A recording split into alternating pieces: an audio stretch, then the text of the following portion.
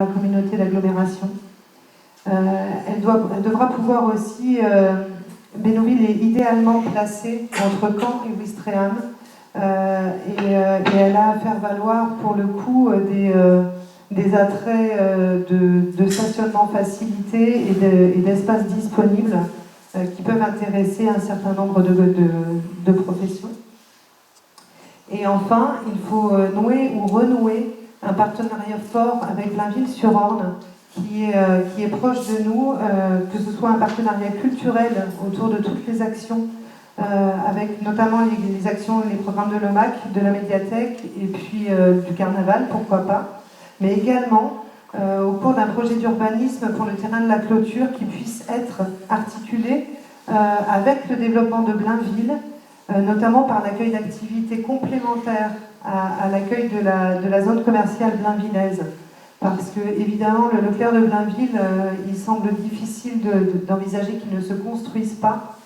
Il est donc envisageable et souhaitable que la commune de Bénouville puisse faire valoir l'espace disponible de la zone commerciale en activité complémentaire à la zone de Blainville, à la zone commerciale de Blainville.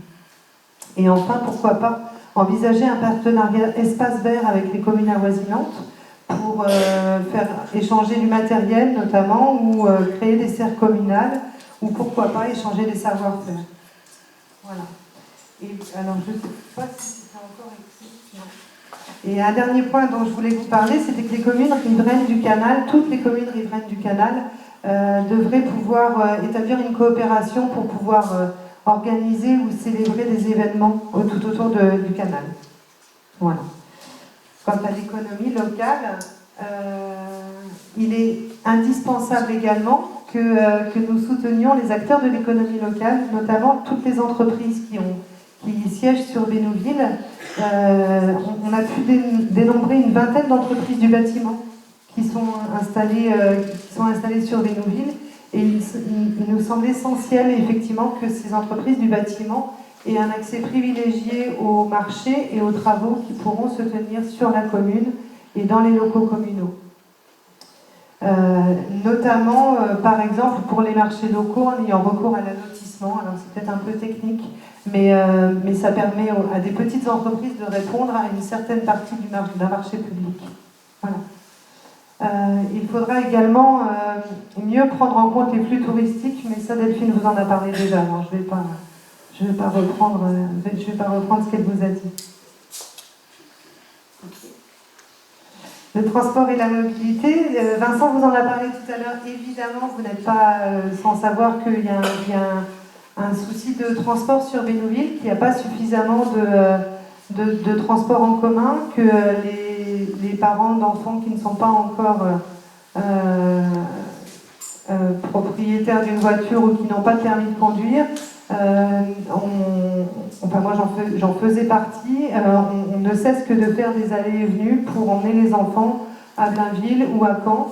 Et évidemment, il faudrait créer des navettes, permettre que des navettes supplémentaires de transport en commun soient disponibles.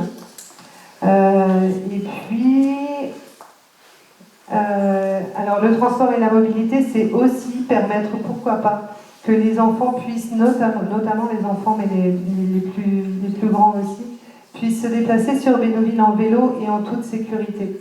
Je pense aussi, on pense beaucoup aux collégiens de Blainville, aux collégiens de Bénouvillais qui vont au collège à Blainville, qui ne peuvent pas aller en toute sécurité en vélo au collège, alors que c'est tout près, alors que ce serait plutôt bien pour eux de pouvoir le faire. Mais moi j'ai un fils qui est collégien et je ne le laisse pas utiliser le pont et la passerelle avec son vélo parce que je trouve que c'est trop dangereux le matin et le soir. Voilà. Et le dernier point, c'est renforcer la signalisation et nous avertir d'une vitesse excessive dans les rues de Bénouville. Pas simplement sur les axes principaux, mais on a forcément tous pu remarquer que sur certains axes qui ne sont pas forcément les axes principaux, certains d'entre nous et certains d'entre vous ne roulaient pas forcément à la vitesse requise. Et évidemment, il faut limiter au maximum les dangers des voitures et de la vitesse excessive, notamment. Voilà. Et enfin, je vais pas m'y attarder parce qu'on y reviendra peut-être tout à l'heure si vous avez des questions dessus. Bénouville doit devenir une commune responsable et notamment par rapport au développement durable, c'est important. Il faut mieux communiquer sur la qualité des espaces, organiser des organiser des événements conviviaux, mais ça Delphine vous en a parlé aussi, donc je ne vais pas revenir dessus. Réfléchir à l'installation de composteurs collectifs, parce qu'on arrive maintenant avec... il y a certains quartiers dans Bénouville où les gens n'ont pas forcément un jardin et qui pourraient notamment, malgré tout, être intéressés par un composteur. Tout le monde n'a pas une parcelle de terrain à disposition pour mettre en place un composteur. Ça existe dans certaines communes, des composteurs collectifs, et ça fonctionne en règle générale très bien. Voilà. Je vous remercie de m'avoir écouté. Olivier et moi, vous parlez de la politique jeunesse. Donc si vous avez lu avec un petit peu d'attention les publications que vous avez trouvées dans vos boîtes aux lettres, vous avez dû sentir que nous étions très attachés à l'idée d'une politique ambitieuse en matière de jeunesse. C'est une priorité nationale et elle doit se décliner aussi à l'échelon communal.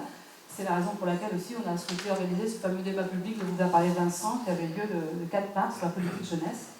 Donc pour ce soir, on a choisi de vous parler de 3 axes que sont la petite enfance, les rythmes scolaires et les activités extrascolaires que je réserverai à Olivier. Concernant la petite enfance, on a 3 propositions à faire. D'abord cette salle intergénérationnelle. Alors, lors du fameux débat public, on a eu le plaisir d'accueillir un certain nombre d'assistantes maternelles de la commune de Bénouville qui nous ont fait valoir effectivement qu'elles auraient bien besoin d'un local pour pouvoir se rencontrer régulièrement. Alors, il ne s'agit pas de remettre en question le fonctionnement du relais assistante maternelle qui fonctionne déjà bien, qui leur permet de se réunir une fois par mois sur Bénouville et éventuellement d'aller assister aussi à des rencontres sur les autres communes qui sont dans le même réseau, mais ça leur paraît insuffisant. Donc on se dit que les finances de la commune ne sont pas extensibles à l'infini et qu'il va falloir s'organiser pour mutualiser les locaux. Donc l'idée c'est celle-là.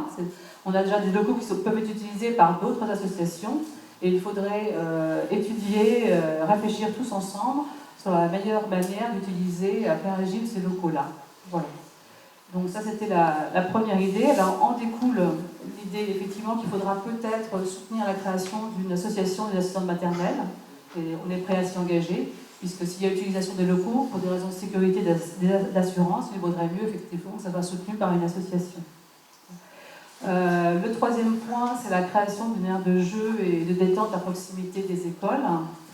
Donc il existe dans les quartiers déjà des structures en général modestes de jeux, qui sont parfois sous-utilisées. Donc l'idée c'était de créer une structure beaucoup plus conséquente, plus attractive, et positionnée près des écoles, ça permettrait peut-être d'être intéressant pour les parents pour faire des pauses goûter à la sortie de l'école.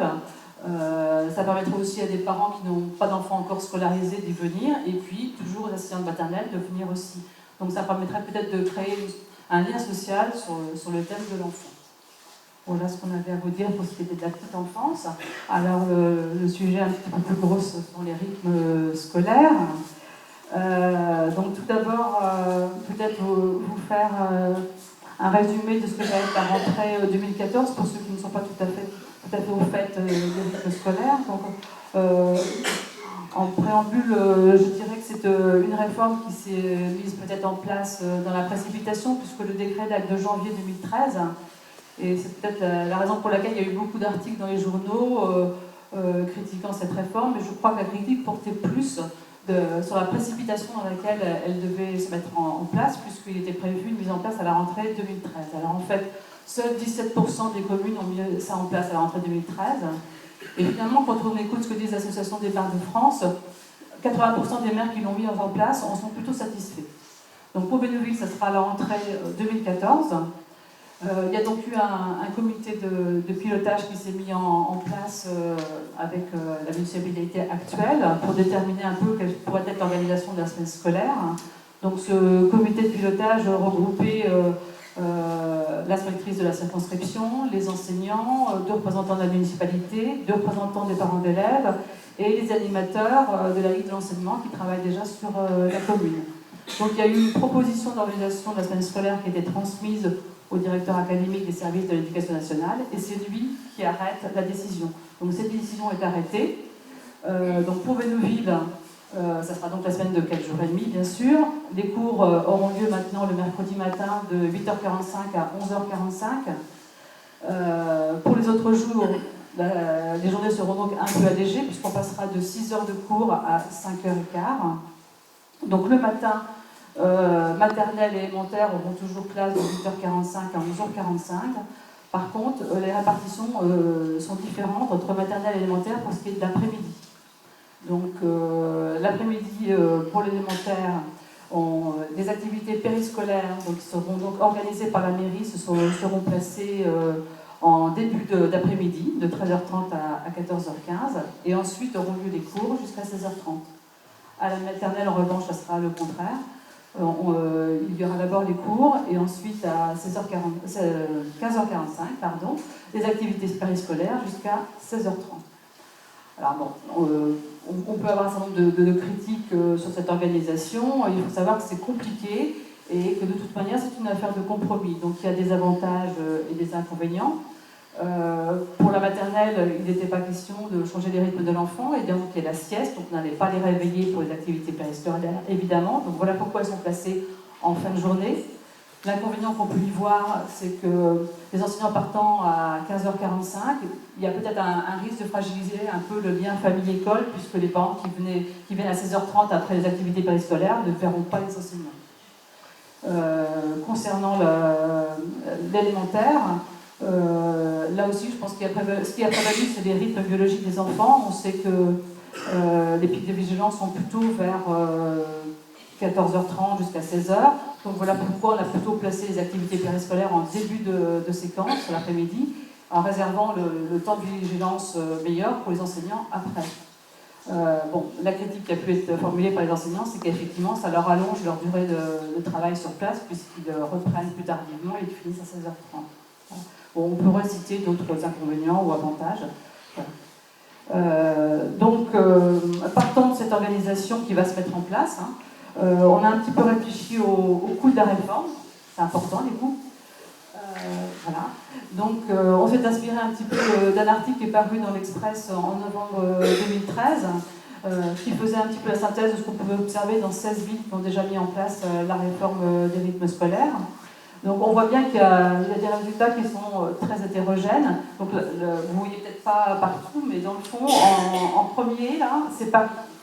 Donc, Paris est très budgétivore, 393 € par élève et par an. Et en revanche, parmi les moins chers, c'est Roanne, 82 €. Voilà. Donc l'Association des maires de France a déjà mené une étude. Eux concluent qu'en moyenne, ça coûtera 150 € par an et par élève. Et quand on regarde effectivement la barre à 150 €, on voit effectivement que la plupart des communes aussi autour de cette barre-là.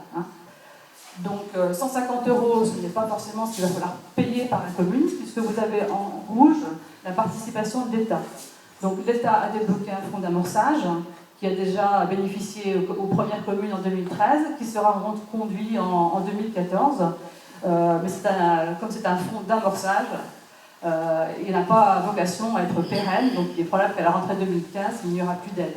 Donc ce fonds-là est de 50 € par élève par an. Et puis il y a une deuxième aide que vous voyez en couleur un peu jaune, voilà, qui est l'aide de la caisse d'allocation familiale. Alors celle-là, normalement, elle devrait être pérenne, elle devrait être aux alentours de 53 € par an et par élève. Et puis le restant, c'est la participation des mairies.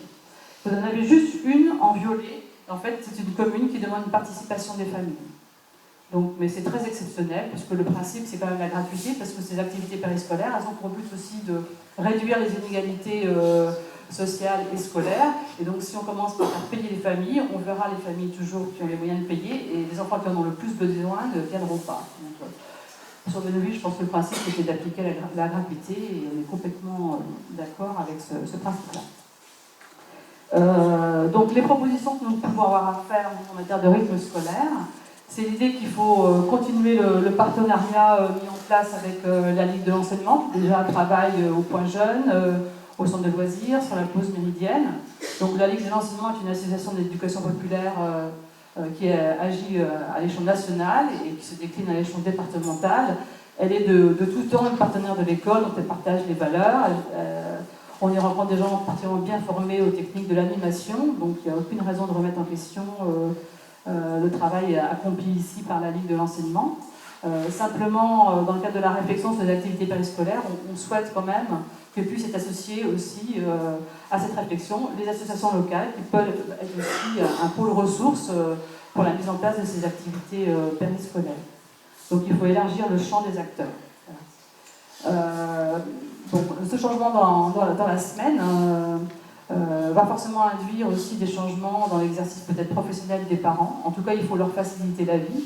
Donc la garderie qui était prévue lundi, mardi, jeudi, vendredi, il faut aussi qu'elle puisse se mettre en place le matin avant l'école et le midi aussi, puisque sachant que les élèves finiront à 11h45, il est probable que des parents auront besoin d'une garderie au moins jusqu'à 12h30. On s'est posé aussi la question de la restauration scolaire. On pense qu'il faut vraiment anticiper les besoins des parents d'élèves, parce que comme je vous le disais, il va sûrement y avoir des changements professionnels chez les parents d'élèves. Ça a déjà été constaté là où il y a eu des changements dans les rythmes scolaires. On se rend compte que les parents qui étaient à temps partiel, par exemple, certains reprennent l'activité le mercredi matin, privilégient une autre demi-journée de liberté dans la semaine. Et donc, s'ils travaillent le mercredi matin, il faut qu'ils puissent laisser leurs enfants manger le midi à la cantine. Donc, on ne souhaite pas que ça soit réservé, par exemple, seulement aux enfants qui vont au centre de loisirs. De toute manière, à partir du moment où il y a un service public de restauration scolaire qui est créé, il y a une obligation de libre accès aux services. Et la jurisprudence est très claire en ce sens-là, c'est-à-dire les communes qui ont cherché à limiter l'accès quand un des parents ne travaillait pas, par exemple, ont toujours été déboutées au tribunal administratif. Donc pour nous, c'est clair, c'est accès à tous à la restauration scolaire le mercredi matin. Voilà. Donc